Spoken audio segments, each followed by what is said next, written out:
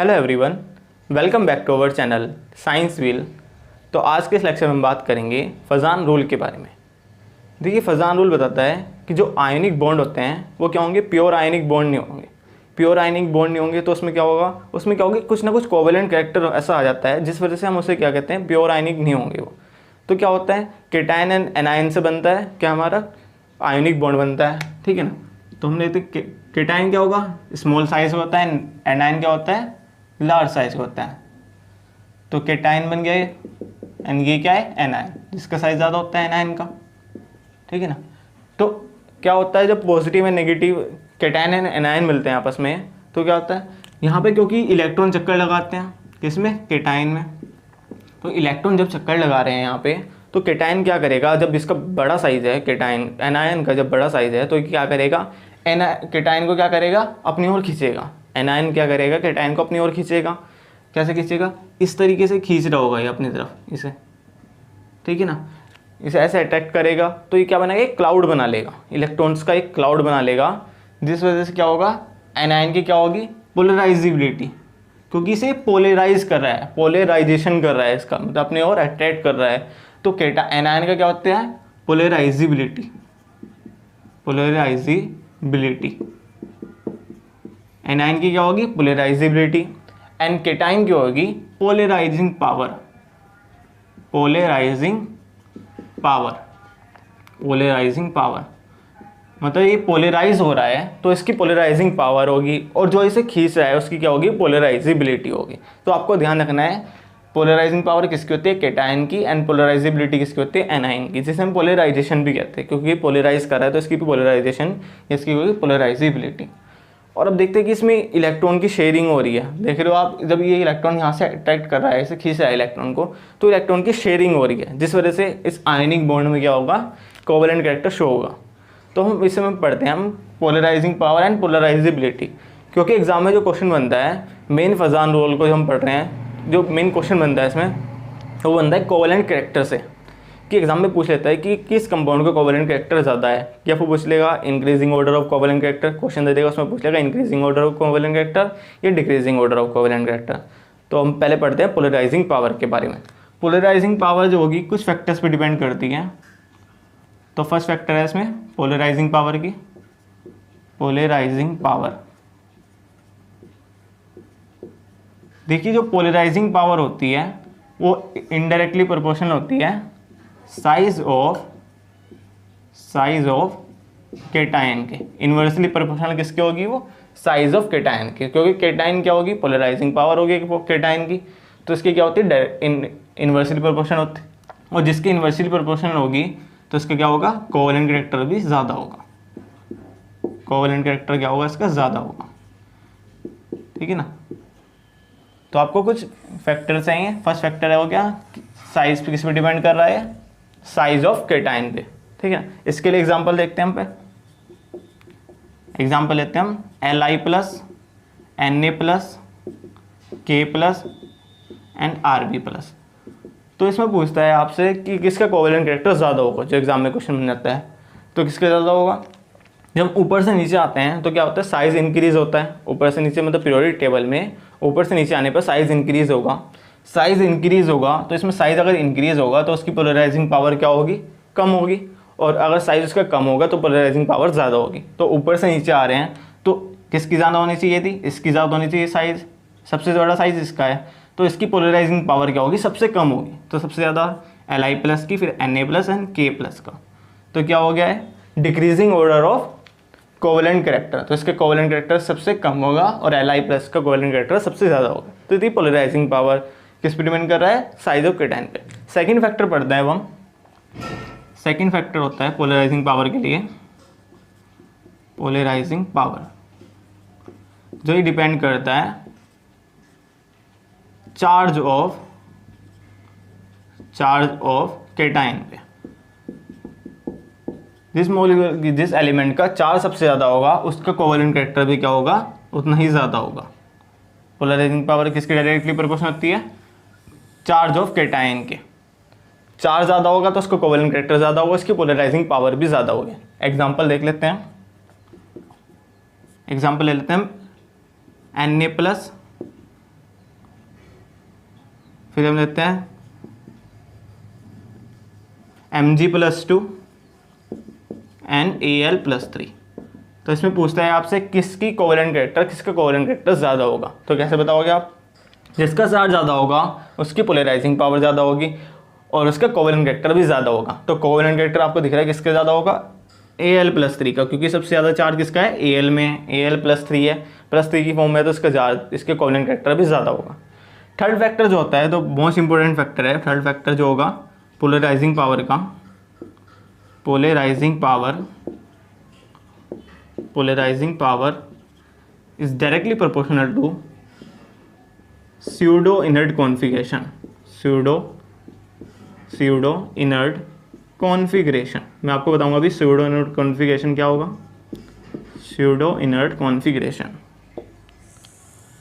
तो अगर pseudo inert configuration वो जो एलिमेंट है अगर शो कर रहा है तो उसका कोवेलेंट कैरेक्टर भी क्या होगा? ज़्यादा होगा। इसका भी कोवेलेंट कैरेक्टर क्या होगा? ज़्यादा होगा। पोलराइजिंग पावर भी ज़्यादा होगी, कोवेलेंट कैरेक्टर भी ज़्यादा होगा। तो अब देखते हैं स्यूडो इनर्ट कॉन्फ़िगरेशन क्या है। देखिए स्यूडो इनर्ट कॉन्फ़िगरेशन जो होता है उसकी फॉर्म होता है NS2 NP6 N3D10। अगर किसी एलिमेंट में कॉन्फ़िगरेशन जो है उसके लास्ट शेल में, तो उसमें अगर लास्ट में उसका कॉन्फ़िगरेशन NS2 NP6 ND10 अगर ये फॉर्म में आपको दिया जाता है तो क्या शो करता है? स्यूडो इनर्ट कॉन्फ़िगरेशन शो करता है। एग्जाम्पल के थ्रू मैं आपको बताऊंगा अब, तो आपको जल्दी समझ में आएगा एग्जाम्पल के थ्रू। एग्जाम्पल ले लेते हैं हम। एग्जाम्पल का क्वेश्चन ये है NaCl एंड CuCl। आपको दे मॉलिक्यूल दे दिया NaCl एंड CuCl, पूछता है इसमें कोवेलेंट कैरेक्टर किसका ज़्यादा होगा। NaCl एंड CuCl में कोवेलेंट कैरेक्टर किसका ज़्यादा होगा। तो हम देख रहे हैं इसमें जो Cl नेगेटिव हमारा क्या है, एनायन है, वो तो सिमिलर है। Cl- में भी Cl-, तो हम किसके लिए देखेंगे? पॉजिटिव वाले के लिए, एनायन के लिए, हम कहते हैं कैटायन के लिए देखेंगे। तो यहाँ पे क्या है? Na+ है और यहाँ पे क्या है? Cu+ है। Na+ एंड Cu+ है। तो आप Na+ का जब इलेक्ट्रॉनिक कॉन्फ़िगरेशन करोगे तो क्या आएगा? 1s2 2s2 एंड 2p6, ये आएगा इलेक्ट्रॉनिक कॉन्फ़िगरेशन। और जब आप Cu+ का करोगे तो क्या आएगा? 1s2 2s2 2p6 3s2 3p6 4s2 4s1 and 3d10, ये इलेक्ट्रॉनिक कॉन्फ़िगरेशन होगा। ये तो किसके लिए? Cu के लिए। इलेक्ट्रॉनिक कॉन्फ़िगरेशन किसके लिए? Cu के लिए, क्योंकि Cu का एटॉमिक नंबर कितना होता है? 29 होता है। और आपको इलेक्ट्रॉनिक कॉन्फ़िगरेशन अगर में कुछ दिक्कत आती है तो आप लेक्चर देख सकते हो इलेक्ट्रॉनिक कॉन्फ़िगरेशन का, जिसका लिंक मैं डिस्क्रिप्शन में भी दे दूंगा, तो वहाँ से आप देख सकते हो 1 से लेकर 30 तक एलिमेंट का इलेक्ट्रॉनिक कॉन्फ़िगरेशन मैंने बताया उस। तो क्या होगा? 1s2 2s2 2p6 3s2 3p6 4s1 and 3d10। तो आपको एक इलेक्ट्रॉन निकालना है तो क्या हो जाएगा? Cu+ का देखते हो अगर आप, तो एक इलेक्ट्रॉन निकालना है तो क्या आ जाएगा? 1s2 2s2 2p6 3s2 3p6, और ये ज़्यादा साइज है तो S में से एक इलेक्ट्रॉन निकलेगा और D में ऐसे बच जाएगा, तो क्या आ जाएगा? 3d10। S में से एक इलेक्ट्रॉन निकाला तो ये हट गया यहाँ से। और आप देख रहे हो मैंने आपको बताया था ये फॉर्म में होना चाहिए लास्ट में, NS2 NP6 ND10। तो आप देख रहे हो इसमें ये फॉर्म आ रही है, N3NS क्या आ रहा है? 3s2 3p6 3d10। N की जगह क्या आ गया? 3 आ गया, 3 सिमिलर है तो क्या आएगा? 3s2 3p6 3d10। तो इलेक्ट्रॉनिक कॉन्फ़िगरेशन आ गया।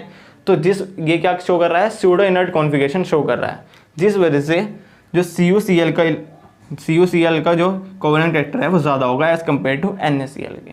तो ये 3 फैक्टर्स हैं जिस पे डिपेंड करेगी हमारी पोलराइजिंग पावर डिपेंड कर रही है किसके लिए? ये केटाइन के लिए। आपको याद रखना है पोलराइजिंग पावर किसके लिए होती है? केटाइन के लिए होती है। और मेरे ये फैक्टर्स हैं। साइज ऑफ केटाइन के क्या होते हैं? इन्वर्सली प्रोपोर्शनल होगा।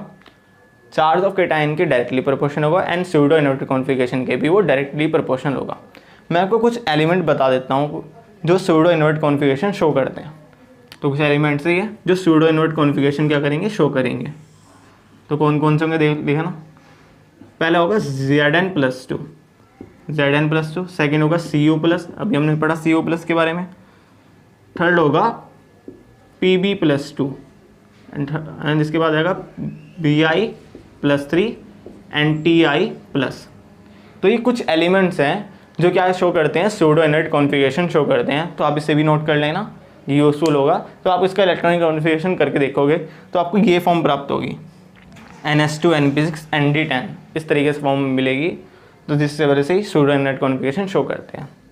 तब तक आप इसका स्क्रीनशॉट ले लीजिए। नेक्स्ट इसमें हम बात करते हैं पोलराइजेबिलिटी, जो किस पे डिपेंड कर रही है, एनायन पे डिपेंड कर रही है। तब तक इसका स्क्रीनशॉट ले लीजिए।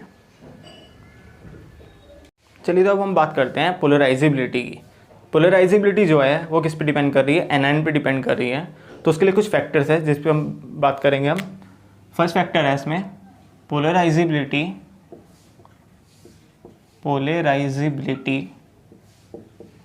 is directly proportional to size of anion। Size of anion की क्या होगी, वो डायरेक्टली प्रोपोर्शनल होगी। तो इसका कोवेलेंट कैरेक्टर भी क्या होगा, उतना ही ज़्यादा होगा। ठीक है ना। ये तो ये फर्स्ट फैक्टर है कि क्या होगा, पोलराइजेबिलिटी साइज ऑफ एनायन की डायरेक्टली प्रोपोर्शनल होती है। तो इसके लिए एग्जांपल होगा, पहले हमारा एग्जांपल होगा हेलोजेंस का। एग्जांपल ले लेते हैं हम हेलोजेंस का। हेलोजेंस क्या होते हैं, F minus Cl minus Br minus and I minus, ये हेलोजेंस होते हैं हमारे। तो अगर जब हम पीरियोडिक टेबल में ऊपर से नीचे आते हैं तो साइज़ क्या होगा, इंक्रीज़ होगा। तो साइज़ इंक्रीज़ होगा तो इस फैक्टर से क्या होगा, I माइनस के जो कोवेलेंट कैरेक्टर है वो ज़्यादा होगा, Br माइनस का उससे कम होगा, Cl माइनस का उससे कम होगा। तो ये क्या हो गया, increasing order of covalent character. ये फर्स्ट फैक्टर है। सेकंड फैक्टर क्या होगा, सेकंड फैक्टर होता है पोलराइजेबिलिटी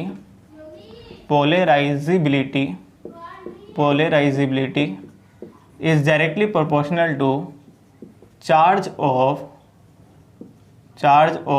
anion। तो चार्ज ऑफ एनायन की डायरेक्टली प्रोपोर्शनल होगा तो उसका कोवेलेंट कैरेक्टर उतना ही ज़्यादा होगा। ये क्या होगा, हमारा सेकंड फैक्टर हो गया है। इसके लिए एग्जांपल देखते हैं। इसके लिए एग्जांपल है C-4 N-3 O-2 and F-1। तो आप देख रहे हो उसमें क्या हो रहा है, C-4 तो इस चार्ज पे डिपेंड कर रहा है। जितना ज़्यादा चार्ज होगा उसका कोवेलेंट कैरेक्टर उतना ही ज़्यादा होगा, सिंपल। तो चार्ज इसका है C-4 का, तो इसका कोवेलेंट कैरेक्टर ज़्यादा होगा, इसका उससे कम होगा, एंड F- का कोवेलेंट कैरेक्टर सबसे कम होगा। तो ये क्या हो गया है, decreasing order of covalent character हो गया है। ठीक है ना। तो अब देखते हैं, ये तो पोलराइजेबिलिटी एंड पोलराइजेशन की बात होगी। हमने देखा कि पोलराइजेशन पावर जो होगी, पोलराइजिंग पावर होगी, वो किस पे डिपेंड कर रही है, केटायन पे डिपेंड कर रही है। तो इतना ध्यान रखना है आपको। एंड पोलराइजेबिलिटी जो है वो एनायन पे डिपेंड कर रही है। पोलराइजिंग पावर के लिए मैंने आपको एग्जांपल बताए कुछ। ये किसके थे एग्जांपल, ये थे हमारे एनायन के लिए एग्जांपल थे, जो किस पे डिपेंड कर रही है, पोलराइजेबिलिटी पे डिपेंड कर रही है। तो नेक्स्ट हम देखते हैं इसके कुछ एप्लीकेशंस हैं। ठीक है ना, उसकी बात कर लेते हैं अब हम। एप्लीकेशन फर्स्ट क्या है कि जो हमारा कोवेलेंट कैरेक्टर होगा, कोवेलेंट कैरेक्टर, हमने ये तो देख लिया, कोवेलेंट कैरेक्टर के बारे में पढ़ लिया हमने। ठीक है ना। कोवेलेंट कैरेक्टर क्या होता है, डायरेक्टली प्रोपोर्शनल, इन्वर्सली प्रोपोर्शनल होता है किसके, सोल्यूबिलिटी के। जिसका कोवेलेंट कैरेक्टर ज़्यादा होगा उसकी सोल्यूबिलिटी उतनी ही कम होगी। सोल्यूबिलिटी कम होगी तो उसका melting point and boiling point जो होगा वो भी कम होगा। Melting point and boiling point. तो ये फैक्टर भी आपको ध्यान रखना है, क्योंकि ये इंपॉर्टेंट फैक्टर है जिससे एग्जाम में क्वेश्चन बन जाते हैं। मोस्ट इंपॉर्टेंट फैक्टर है। तो आपको ध्यान है, कोवेलेंट कैरेक्टर जितना ज़्यादा होगा उसकी सोल्यूबिलिटी उतनी ही कम होगी, एंड उसका melting point and boiling point भी उतना ही कम होगा। एग्जाम्पल की बात कर लेते हैं, क्वेश्चन कर लेते हैं। एग्जाम्पल लेते हैं, CaCl2 लिया हमने एक, एंड हमने क्या लिया है, CaBr2 लिया। तो आपको इसमें बताना है कि किसका कोवेलेंट कैरेक्टर ज़्यादा होगा, CaCl2 एंड CaBr2 में। और आप जब कोवेलेंट कैरेक्टर को निकाल लोगे तो आप solubility and melting point and boiling point को भी निकाल लोगे। तो आपको कोवेलेंट कैरेक्टर निकालना है तो आप सोल्यूबिलिटी एंड मेल्टिंग पॉइंट को भी निकाल लोगे। देखते हैं कोवेलेंट कैरेक्टर से ज़्यादा होगा। आपने लिया Cl- क्योंकि Ca तो इक्वल है, Cl- एंड Br- अलग एंड Br-। और अभी हमने ऊपर ही एग्जांपल पढ़ा, साइज ऑफ एनायन के क्या होगा, एनायन है दोनों, साइज ऑफ एनायन के डायरेक्टली प्रोपोर्शनल होता है तो उसका कोवेलेंट कैरेक्टर ज़्यादा होगा।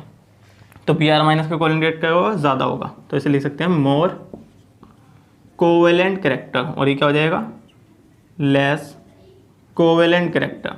और कोवेलेंट कैरेक्टर ज़्यादा है इसका, तो सोल्यूबिलिटी क्या होगी, Br- की कम होगी। तो क्या लिख दोगे आप, लेस सोल्यूबल, लेस सोल्यूबल। और ये क्या हो जाएगा, मोर सोल्यूबल, क्योंकि कोवेलेंट कैरेक्टर इसका कम है, मोर सोल्यूबल। एंड क्या कह सकते हो आप इसका, less melting point and boiling point. और ये क्या दोगे कि more melting point and boiling point. तो आपके 3 टाइप से क्वेश्चन आते हैं एग्जाम में। कोवेलेंट कैरेक्टर के ऊपर क्वेश्चन आ सकता है, सोल्यूबिलिटी पे क्वेश्चन आ सकता है, and melting point and boiling point पे क्वेश्चन आ सकता है। तो हमें एक फजान रूल पढ़ने से कोवेलेंट कैरेक्टर के बारे में पता लग गया है, सोल्यूबिलिटी के बारे में पता लग गया है, and melting point and boiling point के बारे में पता लग गया है। तो आप समझ सकते हो कितना इंपॉर्टेंट है फजान रूल। इनकेस आपको वीडियो पसंद आए तो लाइक करें, शेयर करें एंड सब्सक्राइब करना मत भूलिएगा। तब तक के लिए धन्यवाद। मिलते हैं अपने नेक्स्ट लेक्चर में।